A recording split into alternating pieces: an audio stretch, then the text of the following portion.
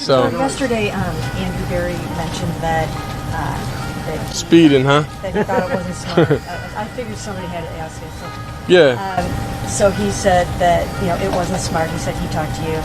He said Kevin said he also talked to you. So I'm just wondering, what did you learn from that incident? Yeah, I definitely learned not to drive fast at all. So I really don't even drive like that much anymore. But I really don't drive fast at all. So I definitely follow the rules. One loud tune there to the Dark Times channel. And so here we go again, back with another one. Welcome back to the Dark Times channel. And we got to go ahead and touch on some things that were said at the Cleveland Browns press conference today, in particular with the GM and the head coach, Kevin Stefanski. I'm going to go ahead and chime in, but before I do, go ahead and take a listen. For assessments. Speaking of speeding tickets, what was your opinion of Shedur's 2 excessive speed violations? Not smart. Just not smart. And it's something that we've addressed with him. He understands the implications. He understands the consequences. And I think the thing is, it's not just about yourself, right? It's not just about having a joyride. It's not just about driving a car really fast, but it's about the fact that you can endanger other people. It's about the fact that if a deer or someone cuts out in front of you, like your reaction time, it's just dangerous. And it's not something that we want our guys to be doing. It's not something that they should be doing. And the number one reason is because we don't want some type of catastrophic accident. We saw that 2 years ago in Dallas or Houston with a player, and in that incident everybody was lucky to walk away. And we don't want that occurring with anyone in our organization. Hey, Andrew. Kevin, after Shadur had those speeding tickets, did you talk to him personally, and what's your message? I did. Obviously, I'll keep that message between Shadur and myself, but I will tell you, he knows this, and all of our rookies know this. They need to make sure that they're being safe, and that can be whether they're behind the wheel of a car or they're in and around town. They need to make really good decisions so that they're safe. So yesterday, Andrew Berry mentioned that speeding, huh? That he thought it wasn't smart. I figured somebody had to ask it. So, Yeah. So he said that it wasn't smart. He said he talked to you. He said Kevin said he also talked to you. So I'm just wondering, what did you learn from that incident? Yeah, I definitely learned not to drive fast at all. So I really don't even drive like that much anymore. But I really don't drive fast at all. So I definitely follow the rules, and I hope everybody learn from my situation. That not drive fast at all.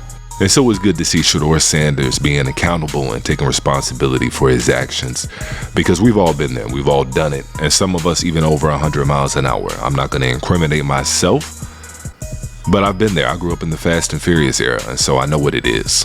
And so it was good to see Shedeur Sanders taking accountability.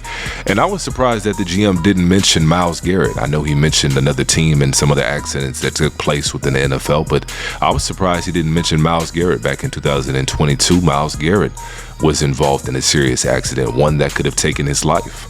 Can you move? Is it a bicep tendon? If you're able to move it.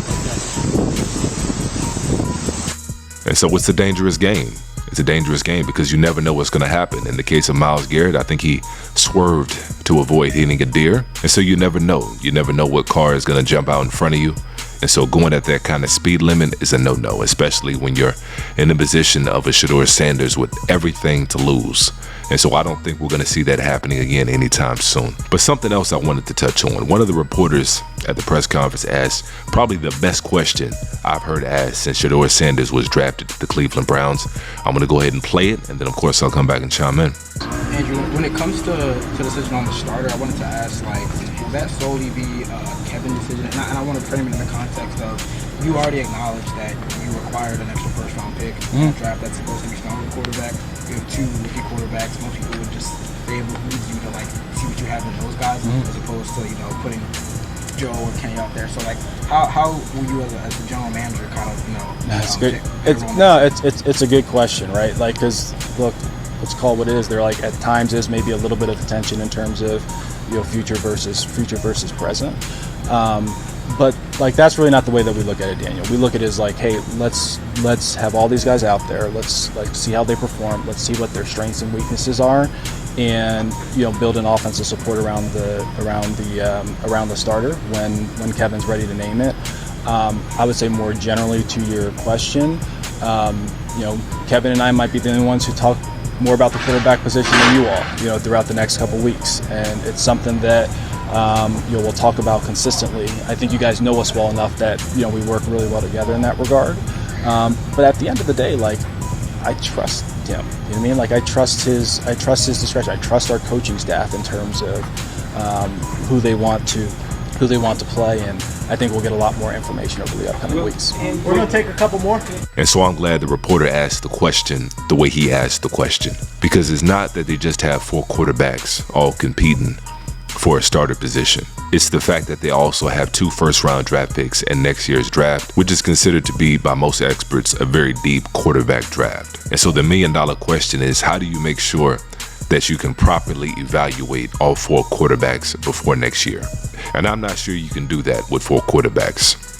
I know what was said, but I don't think it's realistic to have 4 quarterbacks on your roster and you're trying to properly evaluate all of them going into next season. And I know it's got to be frustrating for all the quarterbacks on that roster to be competing for the starting position, in particular Shedeur Sanders, who's not been able to get any first-team reps, and they actually talked about it. They actually pressed him on it, and Shadur had a good reply for him. So that's what it is. Sure, all of us keep getting asked the same question, and none of us have the answer, so maybe you can give us the answer. Why aren't you getting any reps with the Bonds at any point?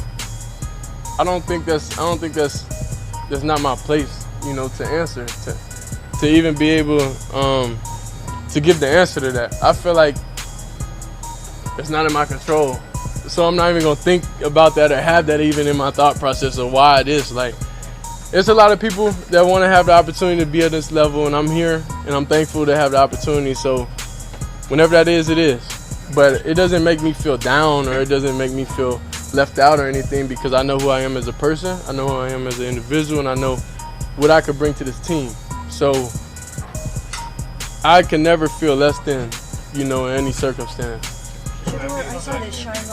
And so what a great way to answer those questions.